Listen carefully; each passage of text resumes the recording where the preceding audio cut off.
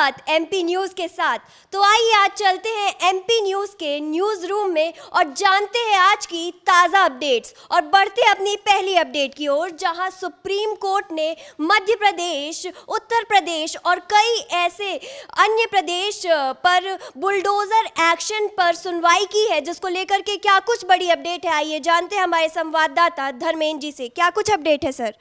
देखिए, supreme court में एक याचिका दायर की गई थी जिसमें अभी तक जितने भी ऐसे आरोपी जो आदतन अपराधी हैं या फिर जिनने गंभीर अपराध किए हैं, उनके जो मकान हैं, उनके जो संपत्तियां हैं, उनको नष्ट करने के लिए एक यहाँ पर मुहिम शुरू की थी बुलडोजर को लेकर। तो उसमें लगातार यही देखा जा रहा था कि कई ऐसे बड़े घटनाक्रम हुए जहाँ पर अगर बात करें बलवे को लेकर या फिर कई ऐसी सांप्रदायिक घटना को लेकर, तो उसमें जो यहाँ पर सुप्रीम कोर्ट में जो याचिका दायर की गई थी, उसमें यह हवाला दिया गया था कि जिस प्रकार से वो व्यक्ति जो इस प्रकार का आरोप जिसके ऊपर आरोप सिद्ध होता है या फिर कोई इस प्रकार का व्यक्ति जो आरोपी है, उसके नाम पर अगर वो संपत्ति नहीं है और उस मकान में उसका पूरा परिवार रहता है, जिसमें उसके माता पिता हैं, बच्चे हैं या फिर उसकी पत्नी है, तो उसका एक जो गुनाह है वो सब पर लागू नहीं किया जा सकता है, क्योंकि अगर वो मकान तोड़ते हैं तो जो उनका परिवार है वो कहीं ना कहीं बेघर होता है।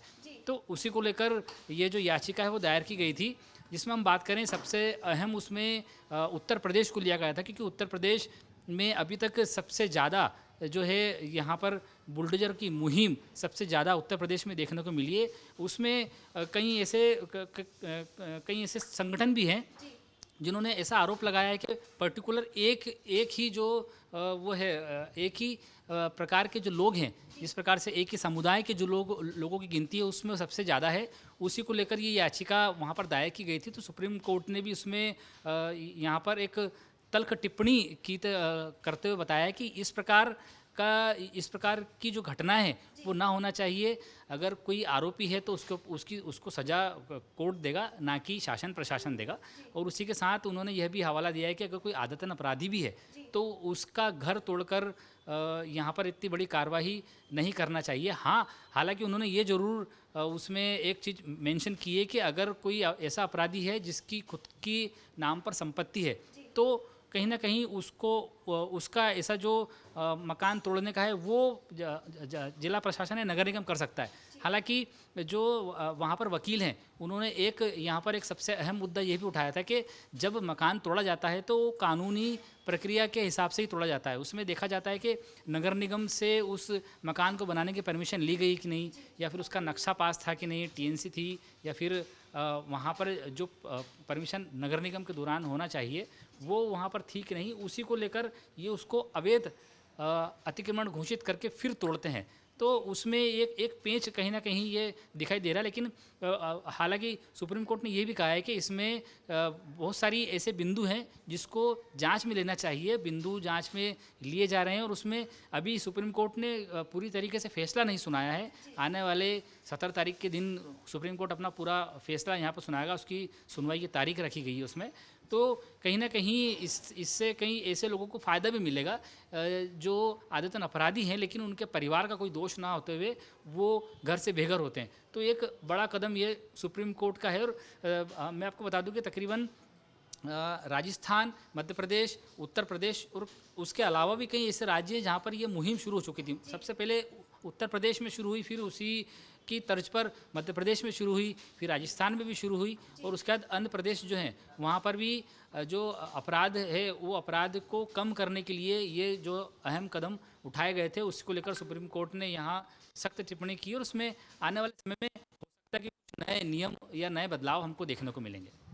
जी, तो अब इस बुलडोज़र एक्शन की याचिका पर सुप्रीम कोर्ट ने अपनी टिप्पणी दी है कि बुलडोज़र एक्शन अब नहीं लिया जाएगा। इसी के साथ बढ़ते अपनी अगली अपडेट की ओर, जहां भोपाल के सरोजिनी नायडू शासकीय कन्या विद्यालय की छात्राओं ने वहां के प्रबंधक पर आरोप लगाए हैं और मोर्चा निकाला है, जिसको लेकर के क्या कुछ बड़ी अपडेट आई है जानते हैं हमारे सहयोगी शुभम जी से। क्या कुछ अपडेट है सर? जी देखिए, भोपाल राजधानी में स्थित शिवाजी नगर में जो सरोजनी नायडू शासकीय कन्या विद्यालय है, उच्चतर माध्यमिक विद्यालय है, वहाँ की छात्राओं ने स्कूल प्रशासन के खिलाफ जो है मोर्चा खोलते हुए गंभीर आरोप लगाए हैं। उन्होंने ये आरोप लगाए हैं कि अगर वो स्कूल पहुंचने में अगर 5 मिनट की भी उनको अगर देरी हो जाती है तो स्कूल प्रशासन उनके खिलाफ जो है उन्हें स्कूल में जो है घुसने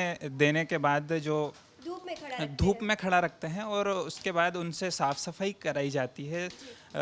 और चूंकि मामला राजधानी का है तो इस पर सियासत होना भी लाजमी है, जिस पर कांग्रेस ने जो है सरकार को घेरते हुए कई सवाल किए हैं। और जो पीसीसी के जो पूर्व जो अध्यक्ष हैं अरुण यादव, उन्होंने सरकार से इस मामले में सवाल करते हुए ये कहा है कि उन्होंने पोस्ट लिखी है कि भाजपा सरकार में महिलाओं, छात्राओं और बेटियों के खिलाफ जो अत्याचार हैं वो लगातार बढ़ रहे हैं। उन्होंने तंज कसते हुए सरकार से ये भी कहा है कि जो बेटी पढ़ाओ और बेटी बचाओ का जो नारा सरकार जो देती है उसकी ये पोल खोलने का काम यहाँ पर राजधानी में जो है वो हुआ है। जी जी, यानी छात्राओं के लेट स्कूल पहुंचने पर उनको धूप में खड़ा कर दिया जाता था और उनसे स्कूल की साफ सफाई भी करवाई जाती थी, ये था वहां का आरोप। और इसी के साथ आगे बढ़ते हैं अपनी अगली अपडेट की ओर, जहां मुख्यमंत्री सीएम मोहन यादव के पिताजी का निधन हो चुका है, जिसको लेकर के क्या कुछ बड़ी अपडेट है,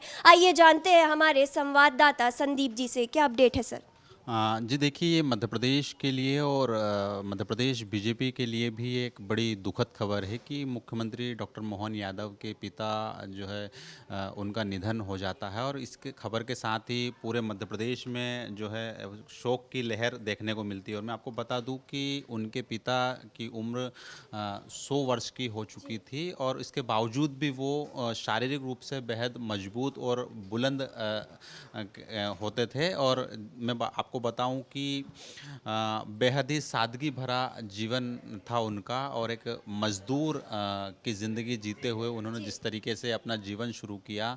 और उसके बाद में अगर बात करें उनके जीवन के बारे में, शुरुआती जीवन के बारे में, तो वो रतलाम से उज्जैन आए थे और उज्जैन में उन्होंने हीरा मिल में पहले मजदूरी की, उसके बाद में फिर एक जो है दाल बाफले की दुकान भी लगाई उन्होंने और इस तरीके से अपना जीवन यापन किया। लेकिन जब वो अंतिम समय में जब उन्होंने अपनी दुनिया को अलविदा कहा तो ये पूरे मध्य प्रदेश में शोक की लहर देखने को मिली।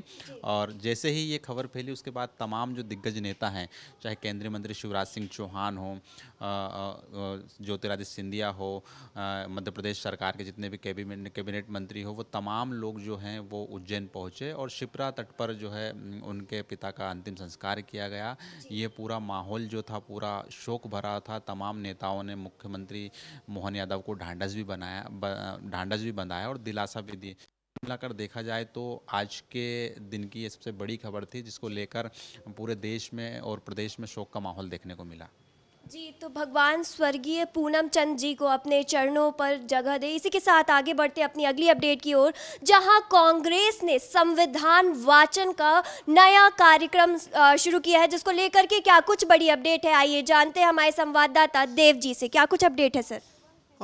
देखिए ऋषिका, मैं आपको बता दूं कि कांग्रेस इन दिनों अपने टूटते हुए जनाधार को, टूटते हुए वोट बैंक को बचाने के लिए हर वो कोशिश कर रही है जिससे कि उसका एक एक वोट सुरक्षित हो सके। इसी क्रम में अब कांग्रेस ने एक नया अभियान शुरू करने का ऐलान किया है, जिस संविधान वाचन और जातिगत जनगणना संकल्प अभियान का नाम दिया है। संविधान वाचन इसलिए कि हमेशा से जो है मध्य प्रदेश कांग्रेस भाजपा सरकार पर ये आरोप लगाती आई है कि भाजपा के सरकार में कहीं ना कहीं पिछड़े वर्ग और दलितों का शोषण किया जा रहा है, आदिवासियों पर अत्याचार हो रहे हैं, आए दिन नए नए वीडियो वायरल होते हैं सोशल मीडिया पर।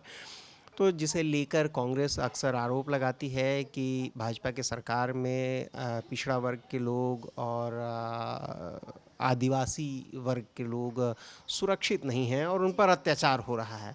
इसी को लेकर कांग्रेस कई आंदोलन भी कर चुकी है, कई जगह प्रदर्शन भी हुए हैं और प्रदर्शन के बाद अब ये जो है एक नया अभियान शुरू किया जा रहा है। इसके अलावा संविधान वाचन की बात करें तो अक्सर कांग्रेस या राहुल गांधी अक्सर भाजपा पर आरोप लगाते आए हैं, भाजपा सरकार पर, कि कहीं ना कहीं भाजपा सरकार संविधान को बदलना चाहती है। तो संविधान में पिछड़े वर्ग को लेकर के और आदिवासियों को लेकर के क्या कुछ प्रावधान है, इसको लेकर कांग्रेस आदिवासी और पिछड़ा वर्ग के लोगों को जागरूक करेगी और संविधान का महत्व जो है कि नहीं, लोगों के बीच जाकर, उनके बीच जाकर एक एक लोगों से संपर्क करेगी और संपर्क करके उनको संविधान के बारे में बताया जाएगा।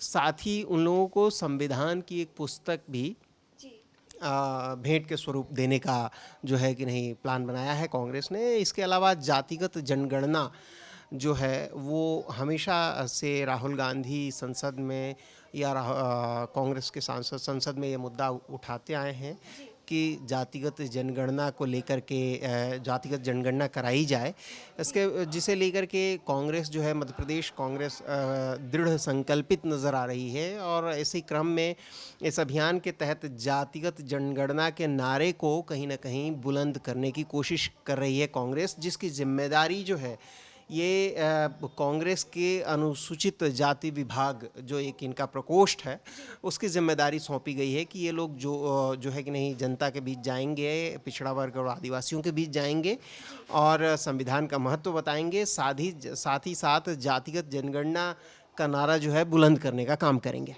जी, यानी जातिगत जनगणना और संविधान की किताबें भी बांटी जाएंगी। तो ये थी आज की तमाम बड़ी अपडेट्स मेरे यानी ऋषिका के साथ। और भी ऐसी बड़ी अपडेट्स के लिए जुड़े रहिए एमपी न्यूज़ के साथ। नमस्कार। एमपी की नब्ज, एमपी का हाल, मध्य प्रदेश की हर खबर एमपी न्यूज़ टीवी के साथ। लगातार खबरों के लिए सब्सक्राइब करें हमारा YouTube channel MP news TV. Latest updates के लिए बेल आइकन दबाना जरा भी न भूलें।